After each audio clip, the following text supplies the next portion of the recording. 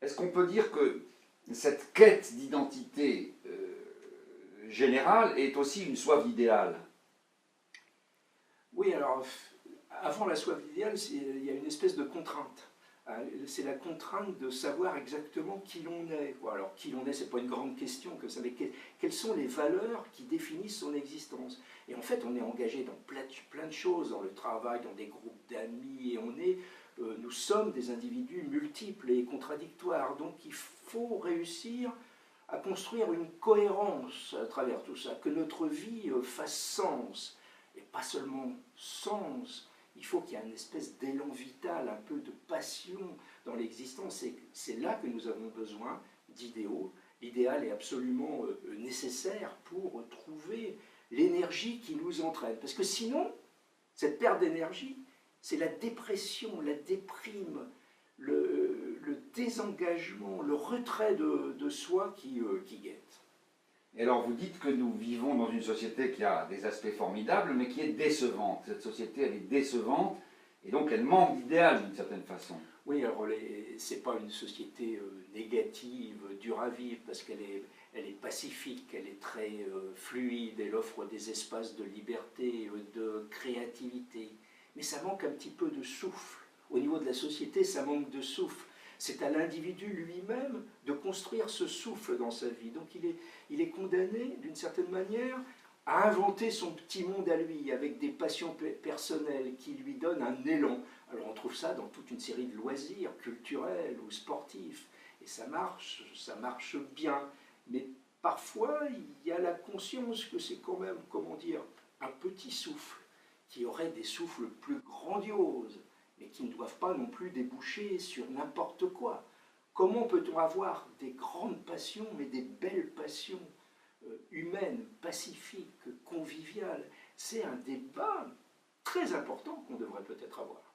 Oui, parce que vous dites que pour beaucoup de nos contemporains qui sont pas suffisamment structurés ou qui sont en pénurie, enfin qui sont économiquement pauvres, culturellement démunis, la tentation est grande d'embrasser une seule identité, un seul idéal et qui devient à ce moment-là totalitaire. Oui, mais c'est pas de leur faute. Faut comprendre la position, il faut comprendre la force de l'injonction identitaire aujourd'hui. On est condamné, contraint à définir la ligne de vie, l'histoire de soi-même qui fait sens dans l'existence, et que ça soit suffisamment positif et entraînant. Mais pour celui qui est écrasé par l'existence, qui a perdu son travail, qui a des ennuis dans sa famille, etc., comment construire cette ligne biographique et comment définir une estime de soi suffisante? Donc la tentation peut être très grande de se réfugier, de se protéger d'un espèce de dogme qui peut être fourni par certains et qui dit mais c'est pas compliqué la vie, et en fait tous les malheurs de votre existence viennent par exemple, de tel groupe bouc émissaire, de telle personne, et du coup ça peut restaurer une fierté et donner une réponse aux questions de l'existence. À mesure que la crise économique s'approfondit, et je crois qu'elle n'a pas fini de s'approfondir, le risque est très grand que les personnes les plus fragilisées s'enferment ainsi dans des réponses toutes faites qui désignent les autres comme des ennemis. Alors, dans cette perspective, vers quel horizon se tourner pour retrouver des raisons d'espérer? Alors là, c'est une question compliquée, hein, extrêmement compliquée. Donc on peut ne pas être complètement pessimiste quand on voit, comme la manifestation du 11 janvier, la force qui était dedans, ce désir d'humanité, de paix, cette douceur dans les relations qui cherchait à s'exprimer. Donc on peut être assez confiant malgré tout sur la nature humaine, même si des dangers guettent pour l'avenir. Ceci dit, sinon, il y a toute une série de choses à faire. Je pense que c'est toute une série de petites initiatives. C'est l'accumulation de petites initiatives qui peut nous permettre d'avancer, par exemple autour du débat, des conditions du débat. De plus en plus, on le voit aujourd'hui, sur Internet, il ne s'agit pas de condamner Internet en bloc, mais on voit la manière dont se mènent les débats sur les forums.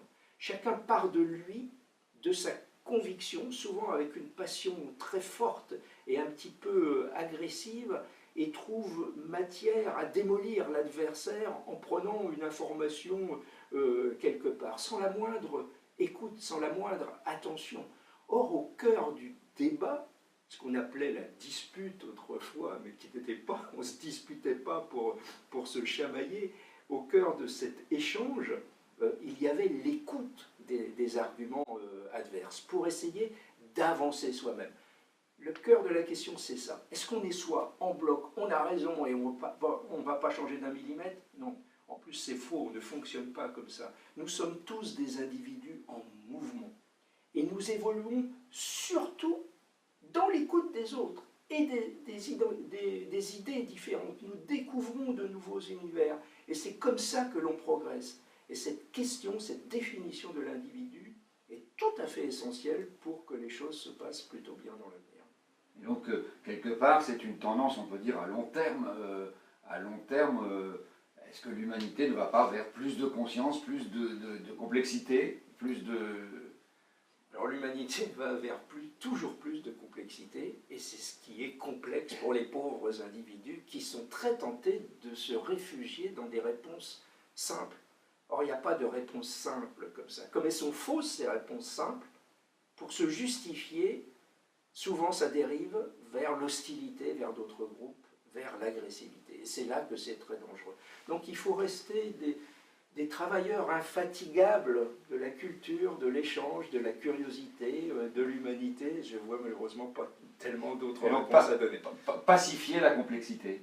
Oui, ah ben ça c'est extrêmement important. Il y a un désir très très grand de tout le monde de trouver des espaces pacifiques d'échange, de trouver un peu d'amour dans les relations humaines. Ça c'est un désir, c'est inavouable. Aujourd'hui c'est totalement inavouable. Mais c'est quelque chose de secrètement qui est très ancré chez tout le monde.